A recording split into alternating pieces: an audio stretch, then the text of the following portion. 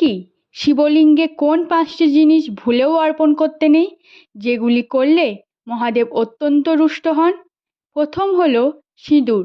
সিঁদুর হলো শৃঙ্গারের জিনিস এবং মহাদেব হলেন বৈরাগী, তাই সিঁদুর কখনোই অর্পণ করবেন না।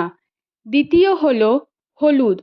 হলুদ কখনোই শিবলিঙ্গে অর্পণ করবেন না, এতে মহাদেব অত্যন্ত রুষ্ট হন। তৃতীয় হলো তুলসী পাতা। মাতা লক্ষ্মীর স্বরূপ হলেন এই তুলসী, তাই তুলসী পাতা যদি শিবলিঙ্গে অর্পণ করেন তার মানে মাতা লক্ষ্মীকে মহাদেবের হাতে তুলে দেওয়া। এই ভুল কখনোই করবেন না।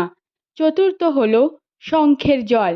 শঙ্খচূড় নামক অসুরকে বাবা মহাদেব বধ করেছিলেন, তাই শঙ্খের জল খুবই অশুভ, এই কাজ ভুলেও করবেন না। পঞ্চম ও শেষ হলো নারকেল। নারকেল শিবরাত্রির দিন একদমই মহাদেবকে অর্পণ করবেন না, এটি খুবই অশুভ।